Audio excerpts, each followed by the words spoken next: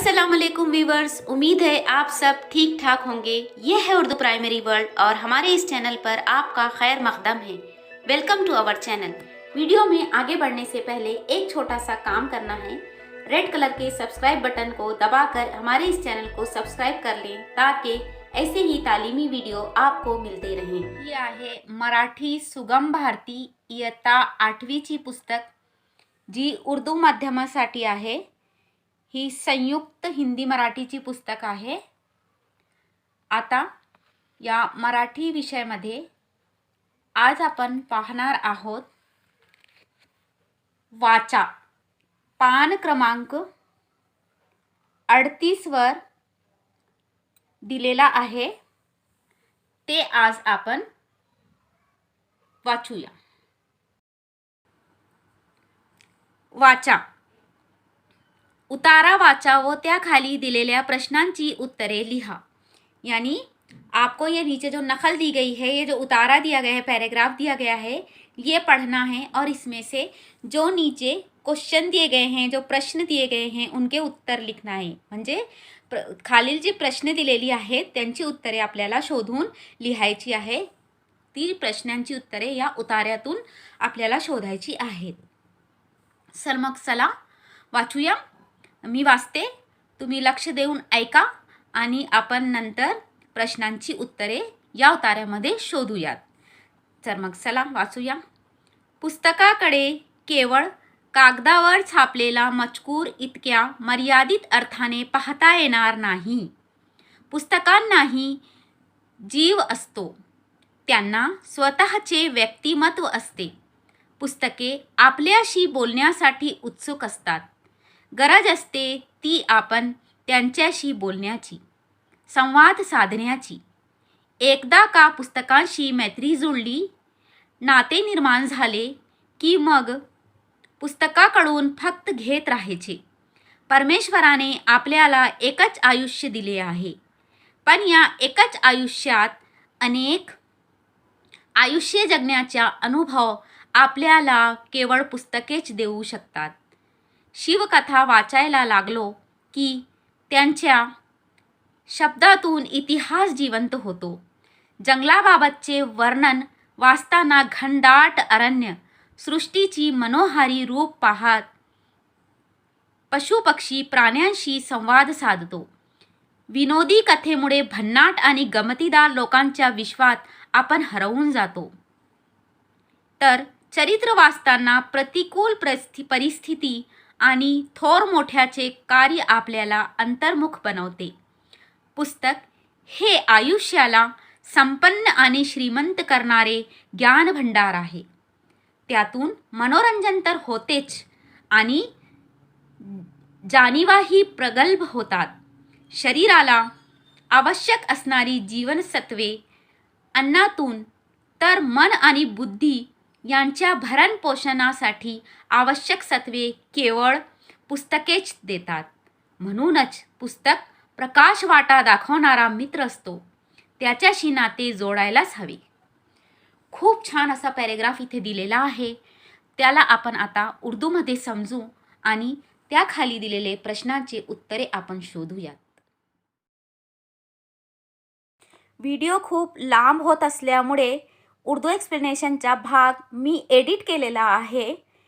Video बहुत लंबा होने की वजह से हमने उर्दू एक्सप्लेनेशन का भाग एडिट कर दिया है। अगर आप सुनना चाहते हैं उर्दू एक्सप्लेनेशन तो हमें कमेंट करके बताएं, वो इसमें ऐड कर दिया जाएगा। प्रश्न क्रमांक 1 आहे, पुस्तकांची वैशिष्ट्ये कोणती? तर पुस्तकांची वैशिष्ट्ये इथे दिलेली आहे बघा, की पुस्तकांनाही जीव असतो, त्यांना स्वतःचे व्यक्तिमत्व असते आणि पुस्तके आपल्याशी बोलण्यासाठी उत्सुक असतात। असे पुस्तकांची वैशिष्ट्ये इथे दिलेली आहेत। आता प्रश्न क्रमांक 2, पुस्तकांना लेखकाने कोणती उपमा दिली आहे? तर हे बघा, यानी उसको किस चीज़ से जो है तो तशबीह दी है लेखक ने। पुस्तकों किताबों को लेखक ने किस चीज़ से तशबीह दी है? तो देखिए यहाँ पर इस पैराग्राफ में लास्ट 2 लाइन्स में, शरीराला आवश्यक असणारी जीवनसत्वे अन्नातून, तर मन आणि बुद्धी यांच्या भरण पोषणासाठी आवश्यक सत्वे केवळ पुस्तकेच देतात. म्हणूनच पुस्तक प्रकाशवाटा दाखवणारा मित्र असतो. अशी उपमा लेखकाने पुस्तकाला दिलेली आहे. तर प्रश्न क्रमांक 3 बघूयात. थोर मोठ्यांची चरित्रे आणि विनोदी कथा वाचनाचा तुमच्या मनावर कोणता परिणाम होतो असे लेखकाला वाटते? तर बघा काय आहे. पहिला सेगमेंट बघूया. थोर मोठ्यांची चरित्रे आणि विनोदी कथा. इथे 2 सेगमेंट आहे क्वेश्चनची कि पहले जो है तो ये है कि थोर मोठ्यांची चरित्रे यानी बड़ी बड़ी शख्सियतों के जो हम उनके जो ज़िंदगी के हालात पढ़ते हैं और विनोदी कथा जब पढ़ते हैं तो हमारे दिल पर उसका क्या असर होता है. तो सबसे पहले हम देखेंगे थोर मोठ्यांची चरित्रे. तर बघा इथे दिलेला आहे.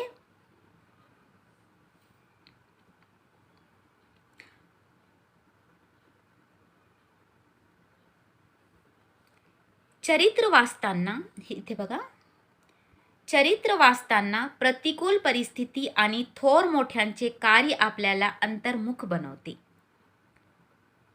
हे वैशिष्ट्य आहे थोर मोठ्यांचे चरित्र वाचण्याचे. आणि नंतर दुसरा सेगमेंट आहे विनोदी कथा. आता विनोदी कथा वाचनाचा तुमच्या मनावर कोणता परिणाम होतो? तर बघा इथे दिलेला आहे.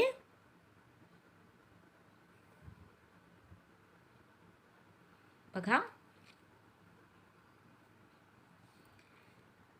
विनोदी कथेमुळे भन्नाट आणि गंमतीदार लोकांच्या विश्वात आपण हरवून जातो. हे या प्रश्नांची उत्तर आहे. आता प्रश्न क्रमांक 4. पुस्तकांशी मैत्री करण्याचे फायदे तुमच्या शब्दात लिहा. आता तुम्ही या उतार्याचा सार बघितला, या उतार्याचा अर्थ बघितला, हा उतारा आपण वाचला, या उतार्यातून आपण प्रश्न पण शोधले. आता तुम्हाला काय करायचे आहे? पुस्तकांशी मैत्री करण्याचे फायदे, तुम्हाला काय काय फायदे वाटले, तुम्हाला ते आपल्या शब्दात लिहायचे आहेत की तुम्हाला काय फायदे पुस्तक वाचण्याचे समजले हे आपल्याला लिहायचे आहेत. तर तुम्ही तुमच्या शब्दात फायदे लिहायचे. तुम्ही या उतार्यातून पण फायदे घेऊ शकतात आणि तुमचे स्वतःला कळलेले फायदे, पुस्तकांचे अनेक फायदे आहेत ते तुम्ही लिहू शकता. ये वीडियो अगर आपके लिए फ़ायदेमंद रहा है तो don't forget to hit the like button. इसे अपने दोस्तों, रिश्तेदारों और स्टूडेंट्स के साथ शेयर कीजिए और ऐसे ही तालीमी वीडियो पाने के लिए हमारे चैनल को सब्सक्राइब करना ना भूलें. तो मिलते हैं नेक्स्ट वीडियो में नए टॉपिक के साथ. तब तक के लिए अल्लाह हाफ़िज़.